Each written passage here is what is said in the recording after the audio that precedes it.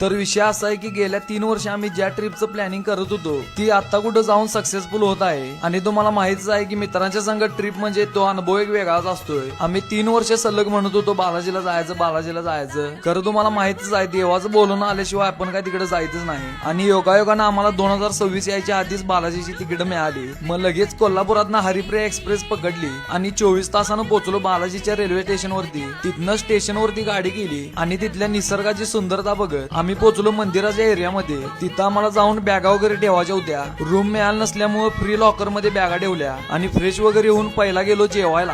जेवण पण एकदम तिथल्या कल्चर प्रमाणेच केळीच्या पानावरती आणि एकदम पौष्टिक जेवण झाल्यानंतर दुसऱ्या दिवशी आम्ही पहाटे 5 वाजता रांगेत थांबलेलो दर्शनासाठी आणि रात्री 8:30 वाजता आमचं दर्शन झालं। तिथल्या सगळ्या गोष्टी खरोखर बघण्यासारख्या आहे। कधी कामातनं वेळ मिळाला तर खरोखर जाऊन या। व्हिडिओ आवडल्यास फॉलो तेवढं करा।